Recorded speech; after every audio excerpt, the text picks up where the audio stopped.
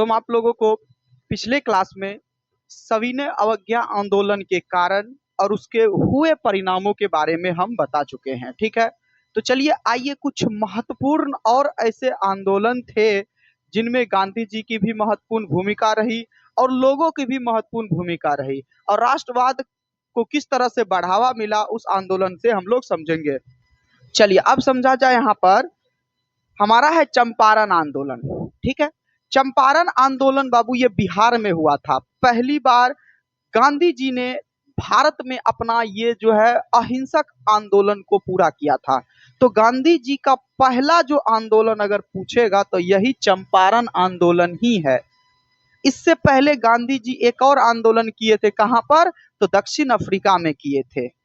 ठीक है, वो तो विदेश में था, लेकिन अगर देसी आंदोलन कहेगा गांधी जी का पहला तो यही चंपारण आंदोलन था। ठीक है, यहाँ पर बिहार के चंपारण जिले में किसानों की स्थिति बहुत ही खराब थी। अंग्रेज जो थे 20 कट्ठे उसके पास अगर जमीन होता था तो उसमें 3 कट्ठा खेती करवाता था जबरदस्ती। वो भी उसमें नील की खेती करवाता था। अब नील की खेती की विशेषता समझ लीजिए या फिर उसका जो है कह लीजिए हानियां समझ लीजिए कि नील की खेती जिस भी जमीन पर होती थी अगले 4-5 साल तक उसमें कोई फसल नहीं उगता था। ऐसा स्थिति था। साथ ही साथ किसानों को अपना ही पैसा लगा करके जबरन जो है अंग्रेज क्या करता था, नील की खेती करवाता था। यानी नील की खेती का बीज खुद से खरीद के लाओ, खाद खुद के पैसा से लगाओ, पानी फसल को खुद के पैसा से दो, मेहनत करके काट के लाओ, इधर से अंग्रेज उठा के लेके चल जाता था। सोचिए, सब काम आप करिए, सारा काम आप करिए और कोई लेकर के चला जाए तो कितना हो जाएगा। हर चीज आप जुगाड़ करके खाना पीना बना दिए और अंत में कोई उठा के लेके चला गया तो कितना तकलीफ होता है। तो वही बात था, यहाँ किसान काफी ज्यादा प्रताड़ित थे। तो इसी बीच जो है गांधी जी का एक भाषण होता है। उस भाषण में जो है राजकुमार शुक्ल जो है गांधी जी को निमंत्रण देता है कि आइए बिहार की भूमि पर आइए और हमारे किसानों की भी समस्याओं को सुनिए। तो वही है, यहाँ पर गांधी जी आते हैं चंपारण जिले और चंपारण जिले में किसानों की समस्या को सुनते हुए इन्होंने एक आंदोलन चलाया और इस आंदोलन को सफलता भी मिली। ठीक है, तो पूछा जाता है चंपारण आंदोलन क्या है या नीले किसान विद्रोह यही है बाबू। चलिए आगे समझा जाए। चंपारण का किसान आंदोलन अप्रैल 1917 में हुआ था। ठीक है बाबू, ये गांधी जी का प्रथम आंदोलन था। ठीक है, महात्मा गांधी दिसंबर 1916 में आपको पता है कि कांग्रेस के लखनऊ अधिवेशन में भाग लिया था। ठीक है, जो कि कहां पर हुआ था? उत्तर प्रदेश में एक अधिवेशन हो रहा था, वही भाषण चल रहा था। इसी आयोजन में उनकी मुलाकात एक ऐसे शख्स से हुई जिसने उनकी राजनीतिक दिशा बदल कर रख दी। ठीक है, उस शख्स का नाम था राजकुमार शुक्ल। यानी राजकुमार शुक्ल बिहार से उसी कांग्रेस अधिवेशन में ये भी पार्टिसिपेट कर रहे थे। तो जब महात्मा गांधी जी भाषण देते हैं वहां पर तो राजकुमार शुक्ल सुनते हैं। तो राजकुमार शुक्ल को लगा कि इनको लेकर जाकर के एक बार बिहार के किसानों जो चंपारण में किसान प्रताड़ित हैं उन्हें एक बार इनसे बात कराया जाए, हो सकता है कुछ ना कुछ सॉल्यूशन निकले।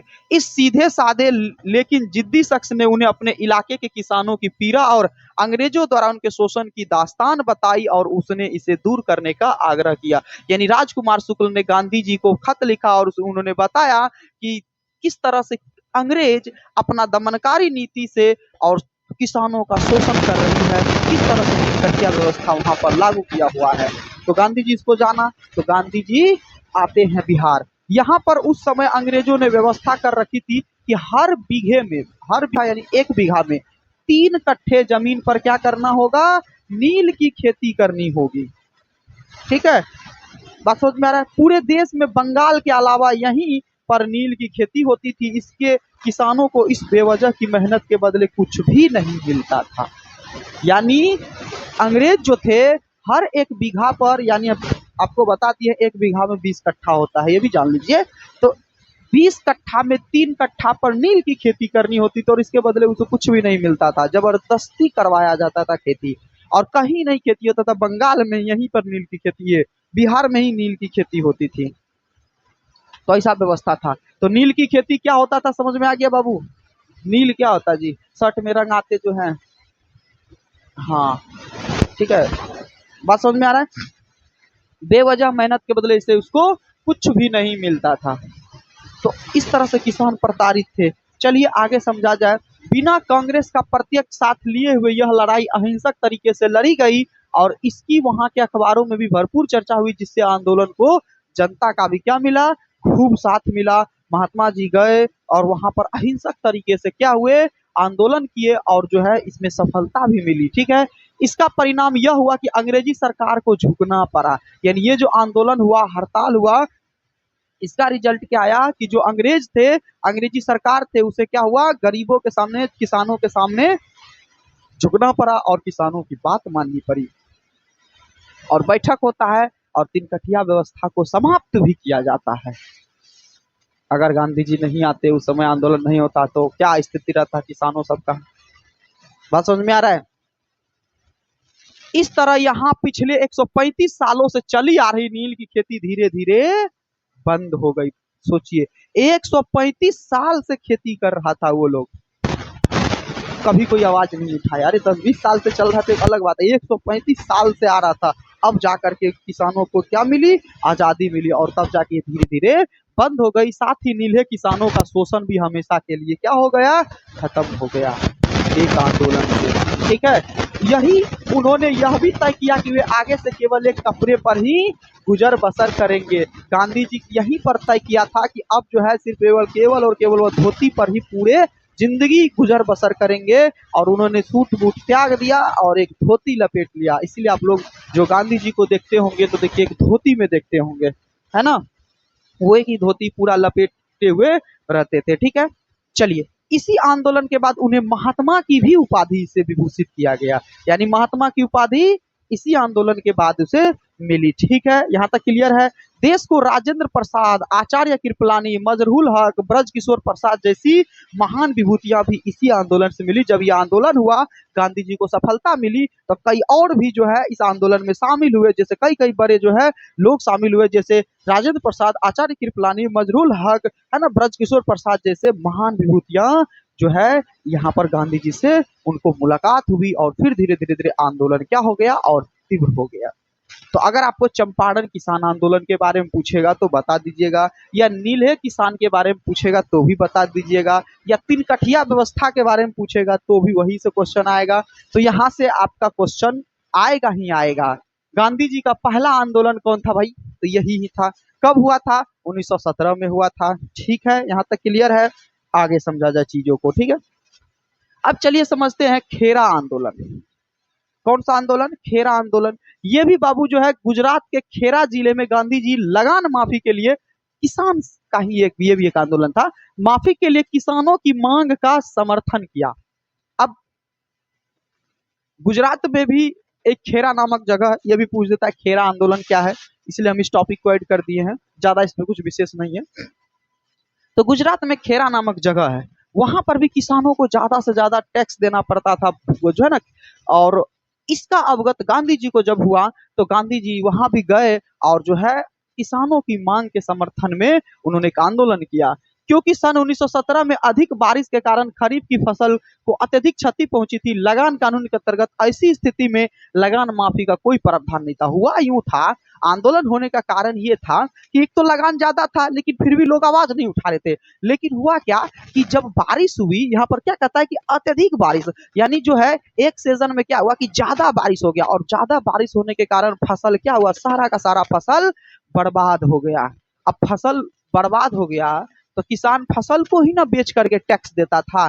तो कहा कि महाराज, अंग्रेज के पास गया, महाराज इस बार फसल बर्बाद हो गया है, इस बार तो टैक्स माफ कर दीजिए, अगला साल खेती होगा दे देंगे। नहीं, ऐसा कुछ भी नहीं है, फसल बर्बाद हुआ तुम जानो, हमको तो टैक्स से मतलब है। ये तो निर्दयी पूर्णता हुआ ना भाई। अब सामने वाले बेबस है, लाचार है, जब वो बोल रहा है कि फसल बर्बाद हो गया है तो फिर टैक्स काहे का। तो जबकि ऐसा अंग्रेजों के कानून में कोई प्रावधान ही नहीं था कि फसल बर्बाद होने की स्थिति में टैक्स माफ किया जाएगा। अब तो कहा भैया आंदोलन होगा ही होगा, ऐसे ही टैक्स तो देवाएंगे नहीं, चलो कुछ करते हैं। और इन्होंने क्या किया, गांधी जी के समर्थन पा करके आंदोलन किए। ठीक है, 22 जून 1918 को यह गांधी जी ने सत्याग्रह किया और 1 महीने तक यह जारी रहा। 17 में आपका बाबू यहाँ पर जो है अत्यधिक बारिश हुआ, फसल बर्बाद हुआ, और जो है 22 जून 1918 को यह जो है सत्याग्रह शुरू हो गया। 1 महीने तक जारी रहा। इसी बीच रबी की अच्छी फसल हुई और सरकार द्वारा भी दमनकारी उपाय समाप्त करने की स्थिति काफी बदली और गांधी जी ने सत्याग्रह समाप्त करने की घोषणा कर दी। यानी फिर जो है अगले साल रबी की फसल अच्छी हुई तो थोड़ा बहुत उसे कर दिया गया, तो अंग्रेज भी जो अपना दमनकारी नीति था उसको कम किया। तो फिर धीरे धीरे जब हालात सही हुआ, स्थिति सुधार में हुई, तो गांधी जी ने कहा ठीक है अब ये आंदोलन स्थगित कर देते हैं। ठीक है, तो ये था खेरा सत्याग्रह आंदोलन। तो खेरा कहाँ है भाई? गुजरात में है। चलिए ध्यान देना है। चलिए थोड़ा मोपला विद्रोह के बारे में समझते हैं।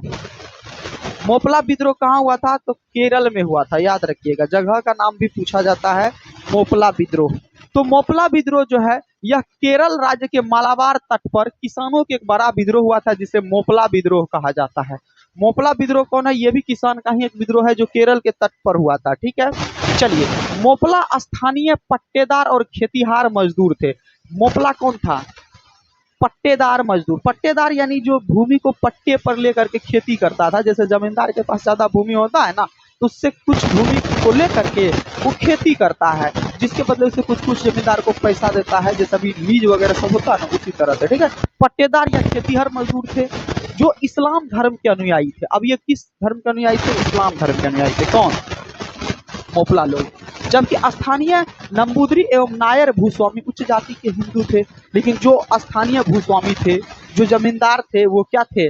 हिंदू थे। 19वीं शताब्दी में मोपला किसानों का लगान का बोझ ज्यादा बढ़ गया और भूमि संबंधी उनके अधिकार नियंत्रित किए जाने लगे। इससे असंतोष की स्थिति उत्पन्न हो गई और किसानों तथा जमींदारों के बीच संघर्ष की स्थिति पैदा हो गई। यानी जो जमींदार थे, किसानों की भूमि भी छीनने लगा था, और तो और लगान की दर बढ़ा दिया गया था कि नहीं अब हमको फसल उगाते तो अब हमको इतना टैक्स चाहिए। तो इसी स्थिति में क्या हो गया कि जमींदार और किसानों के बीच संघर्ष की स्थिति पैदा हो गई और विद्रोह हुआ। इसी को कहते हैं मोपला विद्रोह। हालांकि मोपला विद्रोह में और सारा कुछ था, लेकिन हम शॉर्ट करके आप लोगों को बता दिए शॉर्ट में। ठीक है, तो मोपला विद्रोह आप लोगों को समझ में आ गया होगा। चलिए नेक्स्ट टॉपिक पे चलते हैं। अब देखिए नेक्स्ट, चलिए बालदोली लॉक कर दीजिएगा जहां जहां है।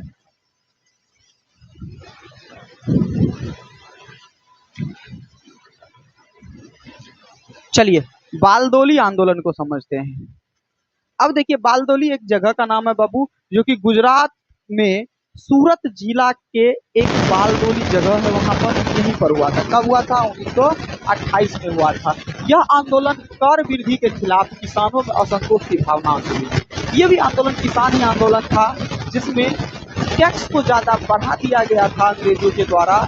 तो अंग्रेजों के द्वारा टैक्स पे बढ़ाए जाने के क्रम में किसान आंदोलन किए थे। कहाँ पर बाबू? बालदोली में किए थे। ठीक है, चलिए याद रखिएगा। सरकार द्वारा गठित बालदोली जांच आयोग की सिफारिश से भी किसान असंतुष्ट रहे और उन्होंने सरकार के निर्णय के विरुद्ध आंदोलन छेड़ा।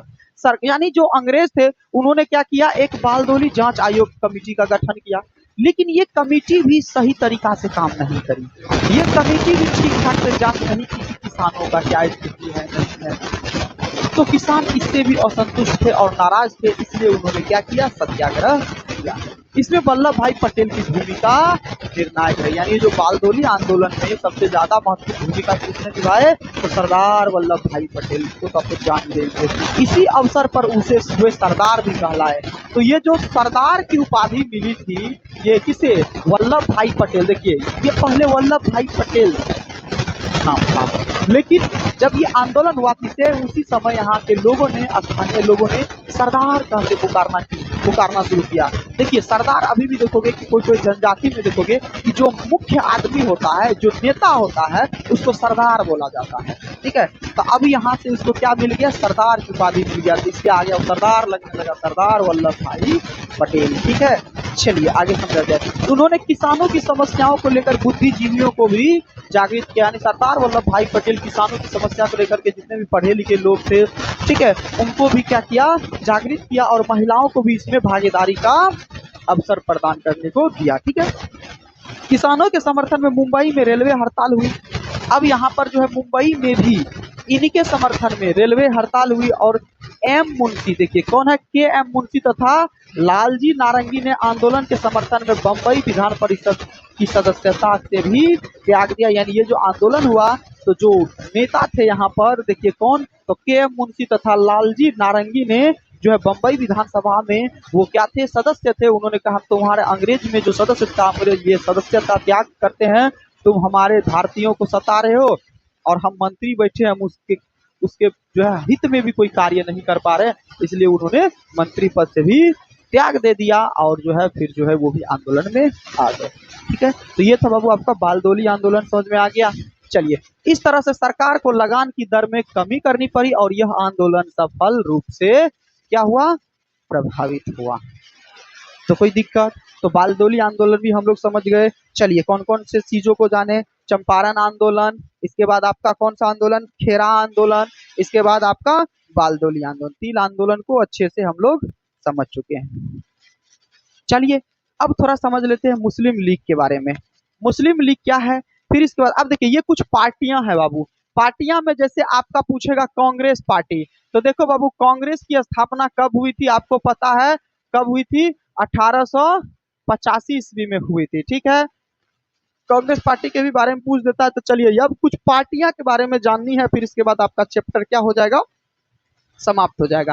कौन सी पार्टी कब अस्तित्व में आई, उनका मकसद क्या था। तो कांग्रेस के बारे में हम छोड़ दिए, सिर्फ जान लीजिएगा कि कांग्रेस का स्थापना 1885 में हुई थी, बस इतना तो जान लीजिए। ठीक है, चलिए अब थोड़ा मुस्लिम लीग के बारे में समझते हैं। अब नाम से ही पता चल रहा होगा ये मुसलमानों के लिए बनाई गई एक जो है कह लो कि संस्था थी। ठीक है, चलिए 1857 के विद्रोह में हिंदू मुस्लिम एकता ने अंग्रेजों को अचंभित कर दिया। जब 1857 की लड़ाई हो रही थी बाबू, तो वहां पर हिंदू मुस्लिम एक साथ होकर के क्या हुए थे, लड़ाई किए थे। 1857 में ही अंग्रेजों को मार के भगा दिया जाता, लेकिन कुछ कारणों की वजह से हम लोग जीत नहीं पाए और अंग्रेज का दबदबा बना रह गया। तो वहां पर जब हिंदू मुस्लिम को एक होते हुए देखा तो अंग्रेज अचंभित था कि ये सब भी मतलब एक हो सकता है। ठीक है, इस विद्रोह के बाद अंग्रेज सोचने पर मजबूर है कि भारत में जहाँ धार्मिक एवं जातीय विभाजन काफी कठोर है, वहाँ दोनों संप्रदाय आमने सामने खड़ा करके आसानी से शासन चलाया जा सकता है। यही फूट डालो और शासन करो की नीति अपनाई थी। यानी कहा कि भारत में देखा कि यहाँ पर काफी धर्म के नाम पर क्या है, विषमताएं फैली हुई है, तो अंग्रेज ने यही चीजों को अपनाया था, हथियार बनाया था कि जाति के नाम पर लड़ाओ और आराम से शासन करो, क्योंकि जाति में बट जाएगा, कमजोर हो जाएगा, और कमजोर हो जाएगा तो आसानी से हम क्या कर सकते हैं, जीत सकते हैं। ठीक है, और फूट डालो और शासन करो की नीति इसी युद्ध के बाद उन्होंने अपनाई थी। मुस्लिम लीग की स्थापना सर आगा खां कौन किए थे, याद रखिएगा, सर आगा खां के नेतृत्व में अक्टूबर 1906 में हुआ था। तो मुस्लिम लीग का जो है स्थापना कब हुआ था, 1906 ईस्वी में सर आगा खां के नेतृत्व में। चलिए क्लियर है यहाँ तक, आगे देखा जाए। मुस्लिम लीग पार्टी की स्थापना का उद्देश्य मुसलमान को सरकारी सेवाओं में उचित अनुष्ठान दिलाना। अब देखो मुस्लिम लीग की जो स्थापना हुई तो आखिर इसका मकसद क्या था, तो इसका मकसद ये था कि जितने भी पढ़े लिखे मुसलमान हैं उसको सरकारी चीजों में यानी सरकारी पदों पर एक उचित पद दिलाना। ठीक है, एवं न्यायाधीशों के पद पर भी मुसलमान को क्या करना, नियुक्त करना, ताकि मुसलमान के भी हित में फैसले लिए जा सके। और तो और मुसलमान के हितों की सुरक्षा करना भी इसका मुख्य उद्देश्य था। इसीलिए मुस्लिम लीग की स्थापना हुई 1906 ईस्वी। ठीक है, चलिए यहाँ तक क्लियर है बाबू, समझ में आ गया सभी को।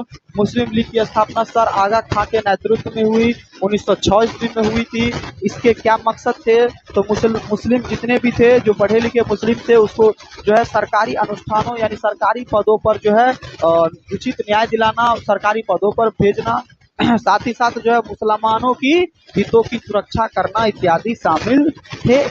ठीक है, चलिए आगे समझा जाए। राष्ट्रीय स्वयं सेवक RSS, ठीक है, जो कि अभी का नाम इसका भारतीय जनता पार्टी BJP के नाम से ये अभी चल रहा है। ये किस नाम से चल रहा है बाबू, BJP, भारतीय जनता पार्टी। ठीक है, ये पहले RSS हुआ करता था, फिर नाम चेंज हो गया, याद रहेगा। चलिए RSS यानी राष्ट्रीय स्वयं सेवक संघ, राष्ट्रीय स्वयं सेवक संघ इसका फुल फॉर्म हुआ, जिसकी मुख्य अवधारणा है हिंदू हिंदुत्व। यानी RSS का मुख्य कल्पना ही था कि क्या चीज करना, हिंदुत्व को बढ़ावा देना, हिंदू हिंदुत्व और हिंदू राष्ट्र की कल्पना का था। ठीक है, इसकी स्थापना 1925 ईस्वी में हुई थी, याद रखिएगा स्थापना डेट। इसकी स्थापना कब हुई थी, 1925 ईस्वी में हुई थी। कि यह पार्टी एक उभर करके सामने आई थी, बल्कि यह फलस्वरूप पहले ही दिखाई पड़ रही। हालांकि देखो कोई भी पार्टी अचानक नहीं आता है, कोई भी चीज बनने से पहले उसके पीछे की प्रक्रिया बहुत होती है। अगर आप कुछ भी चीजों को बना रहे हो ना तो उसके पीछे बहुत सारी चीजों को सोचना पड़ता है, एकत्रित करना पड़ता है, अचानक कोई चीज सामने नहीं आता। लेकिन इसका गठन कब हुआ था? 1925 ईस्वी में हुआ था। 1930 ईस्वी में कोलकाता के राधाकांत ने धर्म सभा स्थापित करके धर्म सुधारों को यानी धर्म सुधारना शुरू कर दिया था। ठीक है, चलिए आगे देखा जाए। परंतु 1875 में बंबई में स्वामी दयानंद सरस्वती ने आर्य समाज की स्थापना किया और वेदों की और लोटो का नारा दिया। तो ये भी यहाँ से क्वेश्चन पूछेगा कि आर्य समाज की स्थापना किसने किया था? तो स्वामी दयानंद सरस्वती। ये तो आपको जो है हम आपको संस्कृत में भी पढ़ाए हैं, आर्य समाज की भी स्थापना उन्होंने ही किया। DAV स्कूल की भी स्थापना उन्होंने ही, मतलब उसके मरने के बाद हुआ था। DAV स्कूल है ना, दयानंद एंग्लो वैदिक स्कूल, राइट। ये आपको संस्कृत में भी हम पढ़ाए हैं। चलिए, स्वामी दयानंद सरस्वती ने आर्य समाज की स्थापना कर वेदों की और लोटो का नारा दिया। अगर पूछेगा कि वेदों की और लोटो का नारा किसने दिया था, तो स्वामी दयानंद सरस्वती ने, ठीक है, का नारा दिया। हिंदू पुनर्स्थानवाद का प्रारंभिक दौर था। इस काल में वेदों की सर्वोच्चता की बात कही जा रही थी और हिंदू धर्म को सनातन के रूप में स्थापित किया जा रहा था। यानी वो जो काल था, इस काल में जो हिंदू धर्म थे उसे किस धर्म के रूप में किया जा रहा था? सनातन धर्म के रूप में स्थापित किया जा रहा था। ठीक है। दूसरी तरफ भारतीय कांग्रेस के 10 से 15 वर्षों के कार्य से, अब उधर जो कांग्रेस था, अब उधर कांग्रेस में जो 10-15 कार्यकाल था, जो 10 साल 15 साल से कार्य कर रहा था कांग्रेस, उधर लोग जो थे, जनता जो थे, वो भी खास करके युवा, वो नाराज थे क्योंकि कांग्रेस ठीक ढंग से कार्य कर नहीं रही थी। तो 10 से 15 वर्ष के कार्य से युवा नेता संतुष्ट नहीं था और उग्र रूप वह अपनाना चाहते थे, यानी वो कांग्रेस से विभाजित होना चाहते थे। उन्होंने राष्ट्रीय चेतना के प्रसार में हिंदू धर्म का सहारा लेना शुरू कर दिया, जिसमें है ना लाल बाल पाल मुख्य थे। लाला लाजपत राय के बारे में आप लोगों को पढ़ाए होंगे। लाल बाल पाल, एक तो बाबू एक बंगाल से थे, एक महाराष्ट्र से थे, ठीक है, एक पंजाब से थे। तो लाल बाल पाल इसमें मुख्य थे जिन्होंने हिंदू धर्म को सपोर्ट किया, है ना। चलिए, 1909 में लाला जगत राय के सहयोगी लाला लालचंद ने कांग्रेस की आलोचना करते हुए कहा कि प्रत्येक हिंदू पहले हिंदू है, भारतीय नहीं। यानी कांग्रेस का मतलब आलोचना यानी बुराई कर लो, उन्होंने कहते हुए कहा कि सबसे पहले जो यहाँ के हिंदू हैं वो पहले हिंदू है, बाद में भारतीय है। ठीक है, चलिए आगे समझा जाए चीजों को, बस लास्ट ही होने वाला है। अब हिंदू धर्म के रूढ़िवादी धर्म सभाओं में सनातन सभा को आदि के माध्यम से संगठित होने लगे, जिसका परिणाम 1915 में देखने को मिला और हरिद्वार में हिंदू महासभा की स्थापना के रूप में हुआ। धीरे धीरे हिंदू लोग एक हुए और सभी जो है आरएसएस में जो है क्या हुए, ज्वाइन हुए। ठीक है, तो इसी के साथ आपका ये चैप्टर भी क्या होता है, समाप्त होता है, भारत में राष्ट्रवाद। तो आपको किस तरह से जो है हम यहाँ पर एक एक चीजों को समझाए, 1857 की घटनाओं से लेकर के जो है आपके आजादी से पहले तक की घटनाओं को बताए बाबू। ठीक है, और किस तरह से लोगों में राष्ट्रवाद की भावनाएं जागृत होती है, इसमें रॉलेट एक्ट की महत्वपूर्ण भूमिका रही, जलियांवाला बाग हत्याकांड, असहयोग आंदोलन, सविनय अवज्ञा आंदोलन जैसे महत्वपूर्ण आंदोलन, बारदोली आंदोलन, इसके बाद आपका जो है बिहार के चंपारण किसान आंदोलन जैसी महत्वपूर्ण घटनाएं हुई, जिससे धीरे धीरे लोगों में राष्ट्रवाद की भावनाएं जागृत होती है और अंततः हमें क्या होता है, अंग्रेजों से मुक्ति मिलती है और सफलता प्राप्त होता है। ठीक है, तो चलिए आपका ये चैप्टर समाप्त होता है।